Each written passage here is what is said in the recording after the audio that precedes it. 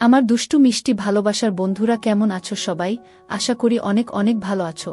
আমি তোমাদের নীলু আপু চলে এসেছি নতুন গল্প নিয়ে। আজকের গল্পটি শুনলে তোমাদের দাঁড়িয়ে যাবে, তাই গল্পটি শোনার আগে অবশ্যই হেডফোন ব্যবহার করো। তখন আমার 21 বছর বয়স। দিল্লিতে পড়ি।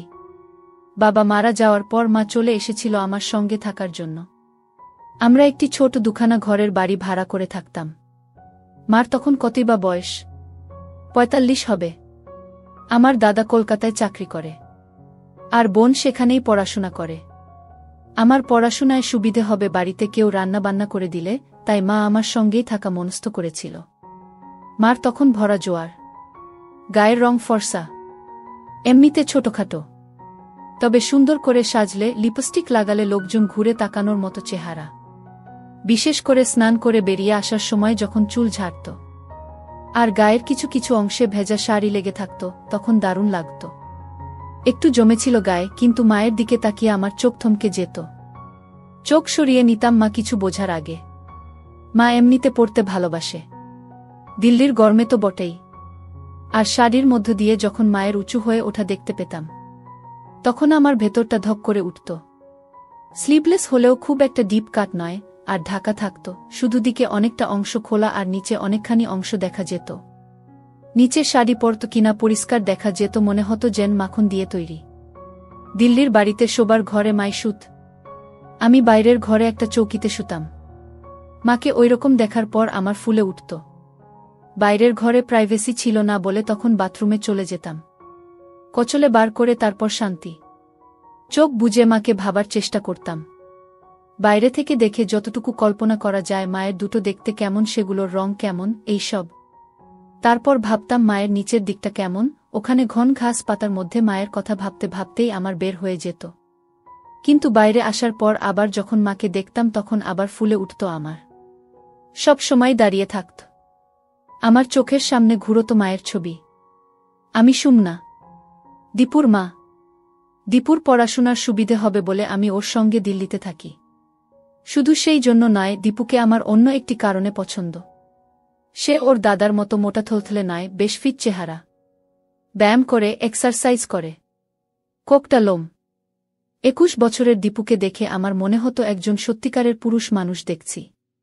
আরেকটা কারণ হলো ও অনেক বেশি হাসি খুশি, আমার সঙ্গে খোলামেলা। তাই ওর কাছে থাকতে আমার ভালো লাগে, ওর দিকে তাকিয়ে। বিশেষ করে দীপু যখন বাথরুম থেকে চান করে তোয়ালে পরে বেরিয়ে আসত, তখন যে আমার কিছু হতো না সেটা বলবো না। আমার কোনোদিন আর কোনো মর্দের সঙ্গে সুযোগ হবে না, এটা ধরেই নিয়েছিলাম। কিন্তু মাঝে মাঝে ইচ্ছে করত দীপু আমার হাত দিক। এক এক সময় স্বপ্ন দেখেছি দীপু আমাকে ওর মাংসল হাত দিয়ে আমার দুটো শেষ করে দিচ্ছে, কিন্তু পরক্ষণেই ভেবেছি সেটা কখনো সম্ভব নয়। তবে নিজের লুকিয়ে রাখার চেষ্টাও করিনি, তাই বলে সালোয়ার কামিজের বদলে শাড়ি পরতাম। সালোয়ার কামিজে একটা সুবিধে হলো ওড়না না পড়লেও হয় বাড়িতে, আর তখন বাহার দেখানো যায়। কিন্তু আমার ইচ্ছে হলো দীপুকে আমার দেখানোর, আর তার জন্য শাড়িই ভালো। নানা ডিজাইনের অজুহাতে অনেক অংশ দেখানো যায়, বিশেষ করে কাছের জায়গাটা যে অনেকটা বড় সেটা আমি জানি। সেগুলো দীপুর চোখের সামনে তুলে ধরার জন্য শাড়ি বেস্ট। আমার মনে হতো মার দরকার, এখনই তো মার পূর্ণ পাওয়ার বয়স। আর মনে হতো আমি মাকে সেই দিতে পারি যা পেলে মাও খুশি হবে, কিন্তু যেটার কোনো সম্ভাবনা নেই জানতাম। একটাই সম্ভাবনা ছিল যে যদি মার মনেও একটু উসকুস থাকে, তাহলে একটু সাহস করে কিছু করলে হয়তো সাড়া দিতে পারে। এই কথা ভাবার পর আমার দিনরাতের ধ্যানগান হয়ে পড়ল কিভাবে মাকে তোলা যায়। কি টোপ গিলতে পারে মা? মার খোলা দেখে মনে হতো মারও নিশ্চয়ই মন আনচান করছে, কিন্তু কিছু বলতে পারছে না। আমি প্রায় ভিডিও দেখি, গল্প পড়ি, সেখানে মার সঙ্গে ছেলের সম্পর্ক নিয়ে অনেক কথা থাকে। ছবি ভিডিও তো আছেই, কিন্তু কি করে ওই অবস্থায় পৌঁছাবো সেটার কুল কিনারা পাচ্ছিলাম না। একবার মনে হলো রাত্রিরে মা শোবার ঘর থেকে রান্নাঘরে যায় জল আনতে বা পরের দিনের রান্নার জিনিস গোছাতে। আমি ভাবলাম ওই সময়ে যদি আমি বাইরের ঘরে শুয়ে হয়ে শুরু করি তাহলে কি হবে, কিন্তু অনেকবার ভেবে ওটা বাতিল করলাম। মা যদি উল্টো রেগে যায়? আমি যে স্বপ্নে বিভোর হয়ে থাকতাম সেটা হলো মা আমার সামনে নিজেকে ধরছে আর চাইছে আমি মার সঙ্গে। কল্পনা করতাম মা আমার সামনে একদিন রাতে এসে দাঁড়াবে, বিয়ের সাজের বুয়ের মতো। তার একটা একটা করে আমাকে দেখতে দেবে।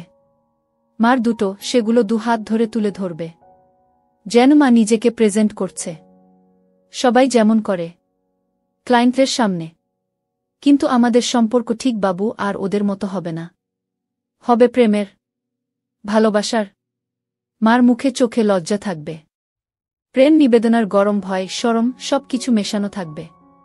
আর তারপর মা দেখাবে, টেনে ধরে দেখিয়ে দেবে। আমার স্বপ্নে আমি তখন উঠে মার হাত ধরে আমার উপর রাখব। এই সব ভাবি আর দীর্ঘশ্বাস ফেলি। প্রশ্নটা হলো কিভাবে মাকে দেখাব? কোন অজুহাতে? একবার দেখলেই আন্দাজ করতে পারব মার মনে কোনো সুপ্ত ইচ্ছে আছে কিনা। একবার ভাবলাম, আমি যদি কোনো ভাবে মাকে ভিডিও দেখাতে পারি, ছবি বা ভিডিও, তাহলে হয়তো ওইদিকে মন যাবে ভাববে। কিন্তু সেটারই বা সুযোগ কোথায়? তখন ভাবলাম, আরেকটু সাধারণ ব্যাপার থেকে শুরু করা যাক। একেবারে ভিডিওতে না গিয়ে যদি গোছের কিছু দেখাই, তাহলে মা কিছু টের পাবে না। আর আজকাল তো সেগুলোর কোনো অভাব নেই। প্রথমে একটু দাম দিয়ে হলেও ফ্যাশন ম্যাগাজিন রাখতে শুরু করলাম, যাতে কম মহিলার ছবি দেখে মায়ের মনে সুপ্ত বাসনা জেগে ওঠে। বিভিন্ন ডিজাইনের পাতাগুলো যে মা দেখছে সেটা লক্ষ্য করেছিলাম।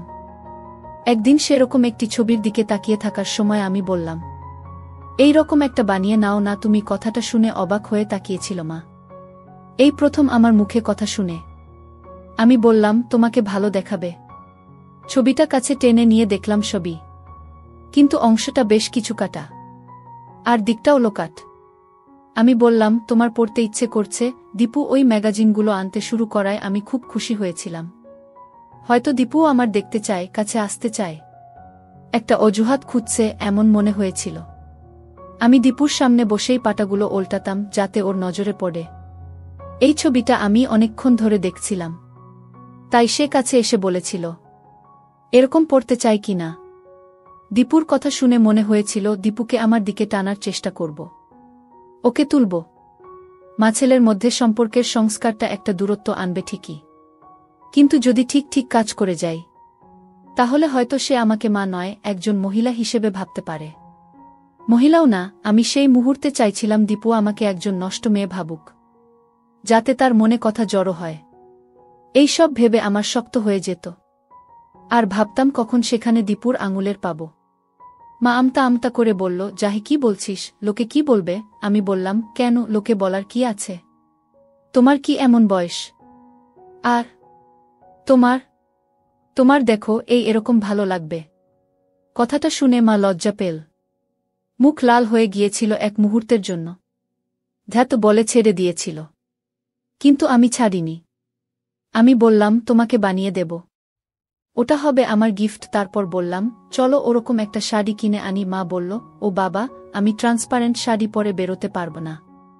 আমি বললাম, ঠিক আছে, বাইরে পড়তে হবে না, কিন্তু তুমি একেবারে সাজবে না সেটা হয় না। তুমি একটু সাজুগুজু করলে তোমার মন ভালো থাকবে। এতে লাভ হয়েছিল। একদিন মা কাজ করতে করতে হঠাৎ বলল, আচ্ছা দীপু, আমি খুব মোটা হয়ে গেছি না? মা উপর থেকে সরিয়ে আমাকে দেখানোর চেষ্টা করছিল, গলা একটু আড়ষ্টতা। বুঝলাম মা অনেক ভেবে এই প্রশ্নটা করেছে, হয়তো আমাকে তার দেখাতে চায় এই কথা বলে। কারণ তখন নিচে উদ্ধত দেখা যাচ্ছিল, একটা পরিষ্কার দেখা যাচ্ছিল। আমি বললাম, না। মানে কেন বলো তো? না রে, কেমন একটা থলথলে হয়ে গেছি। ম্যাগাজিনের মডেলের ছবি দেখে তোমার এই কথা মনে হচ্ছে? মা মাথা নেড়ে সায় দিল। কি করি বলতো? কি আবার? এক্সারসাইজ করো, ওটা তো জমেছে। চলে যাবে, কি এক্সারসাইজ করব বলতো? আমি ওই জিম টিমে যেতে পারবো না। ঘরে বসে কিছু করলে কমবে? ঘরে বসেই টামি এক্সারসাইজ করতে পারো তো। এই বলে ভাবলাম একটা সুযোগ নেই। বললাম, কিন্তু তার জন্য অন্য জামা পরতে হবে। পরে তো আর ওসব করতে পারবে না। কি জামা? আমি সাহস করে বললাম, তাহলে পায়ে শাড়ি জড়িয়ে যাবে না?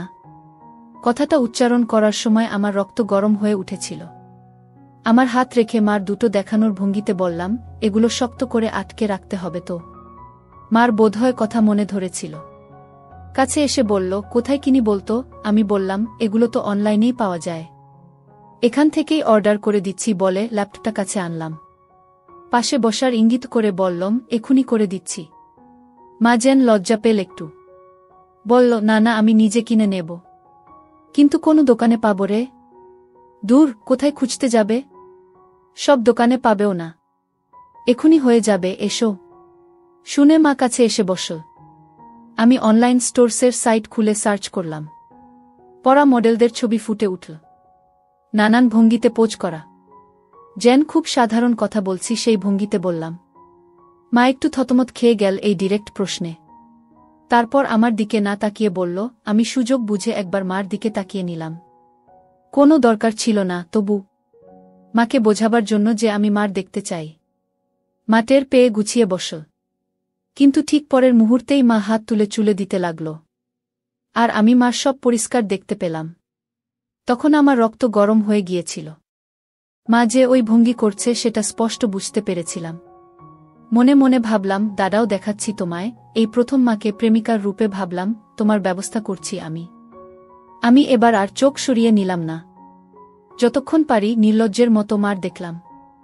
একবার মার সঙ্গে দৃষ্টি বিনিময় হল, দেখলাম মা তখনও চুল ঠিক করার ভান করে মেলে ধরেছে আমার সামনে। আমি ইচ্ছে করেই ছেনালিপনা করেছিলাম। আমি চেয়েছিলাম দীপু আমার দুটি ভালো করে দেখুক, আর জানুক যে আমি সেটা উপভোগ করছি। আমি চাই দীপু বুঝে নিক যে আমার দিকে তার চাহনি আমার ভালো লাগে।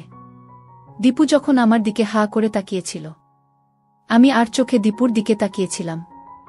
দেখেছিলাম সেখানে একটা বলিষ্ঠ রয়েছে। সেটা দেখতে পেয়ে আমি আমার হাত আরও কিছুক্ষণ উপরে রেখেছিলাম। আমি তাকিয়ে আছি দেখে মা হেসে জিজ্ঞেস করল, কি বিশ্বাস হচ্ছে না? অত দেখতে হবে না। আমার মুখে কথা সরছিল না।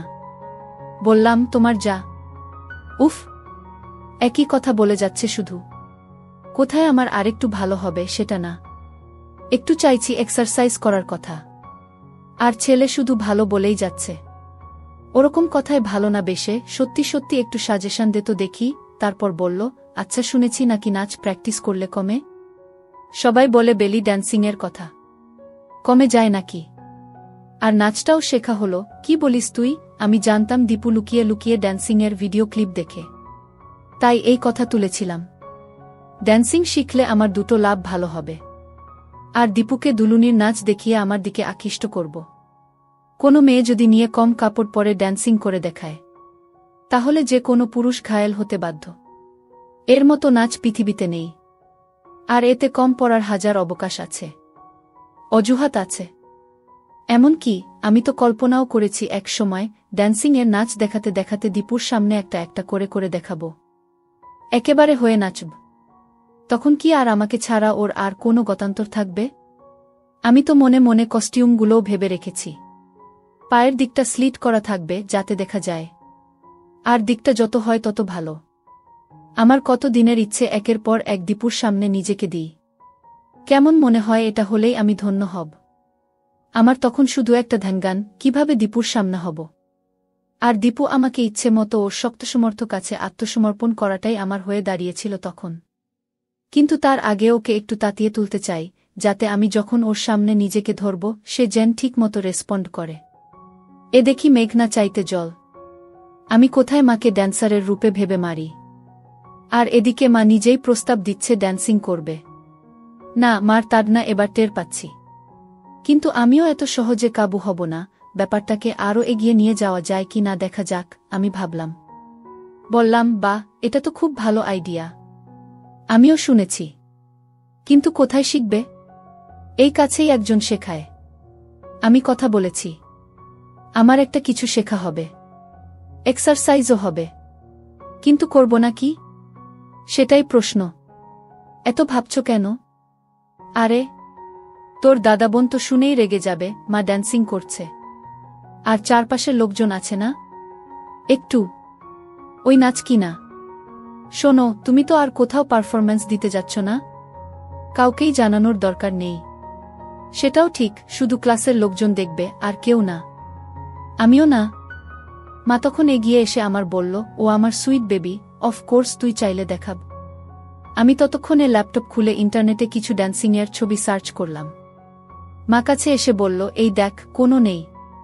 মা দেখাচ্ছিল আর আমি দেখছিলাম। মার দিকে তাকিয়ে বললাম, তোমাকে কিন্তু হেভি লাগবে। আমার? মা চোখ টিপে বলল, আমি অপ্রস্তুত হয়ে কিছু বলতে যাচ্ছিলাম, মা মুখ টিপে হেসে বলল, আমি জানি তুই কি ভাবছিস। আমি বললাম, আচ্ছা তোমাকে একটা জিনিস বলবো, মা রাগ করবে না তো? মা অবাক হয়ে বলল, না কি? রাগ করবে না বলো? আরে বাবা, করব না। বলতো দেখি। তুমি এখন থেকে প্লিজ ইউজ করো না। তোমার হাতের নিচে। উফ, বললেই হলো। কেন? মায়ের মুখে কথাটা শুনে আমার আরও শক্ত হয়ে উঠেছিল। বললাম, তুমি শেভ করবে না। আমি হেয়ার রিমুভার এনে দেব। দেখো, ড্যান্সিং করবে, আর ওরকম খড়খড়ে না না। এবার মা মুখ টিপে হাসল। বলল, একজনের দেখছি আমার নিয়ে রিসার্চ করা হয়ে গেছে। এত নজর ছেলের? কোনো ফাঁকে দেখিস রে এত? আমি বললাম, আবার কিসের? মা তখন আলতো করে কপট রাগ দেখিয়ে গালে চড় মারল। আমি তোর মা না? মার দিকে কুনজর দিতে হয়? কোথায় কুনজর দিলাম? আমি মজা করার চেষ্টা করলাম, শুধু নজর দিয়েছি, ব্যাস। তারপর বললাম, রাগ করলে? আমি জানতাম মা ইচ্ছে করেই করছে, তবু ভান করলাম কিছু জানি না। না রে বাবা, আমাকে দেখে দেখার লোক বলতে তো একমাত্র তুই আছিস, কিন্তু আমি ওসব ইউজ করব না যদি না তুই কিনে দিস। আমি এখুনি নিয়ে আসব বললাম। আমি চাই না তুমি কখনো, তোমার ওখানের স্কিন খারাপ হয়ে যাবে, শক্ত খড়খড়ে হয়ে যাবে। তারপর গলা আরও নরম করে বললাম, প্লিজ দেখো, তোমার নিজেরই পড়তেও ভালো লাগবে। সন্ধেবেলা জিজ্ঞেস করেছিল, মা আলতো করে জানালো, হ্যাঁ। আমি ভঙ্গিতে বললাম, আর কখনো ওসব ইউজ করবে না। তোমার নিজের ভালো লাগছে না? তারপর বললাম, একটু জ্বালা করছে, তাই না?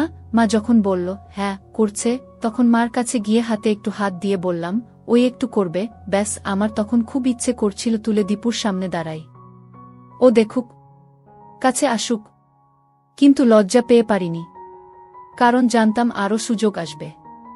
এও জানতাম যে দীপু এখন আমাকে শিকার করার ধান্দায় আছে, আর আমি শিকারীর কাছে এত সহজে ধরা দেব না ঠিক করেছিলাম।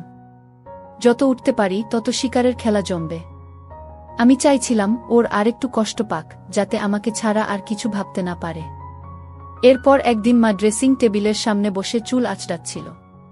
আমি পেছন থেকে মার কাঁধে হাত রেখে বললাম, চলো তোমার চুলের স্টাইল বদলাই, একটু অন্যরকম করে কাটিয়ে এসো, আর একটু ডাইও করিয়ে নাও, কয়েকটা জায়গা শুধু, ভালো লাগবে।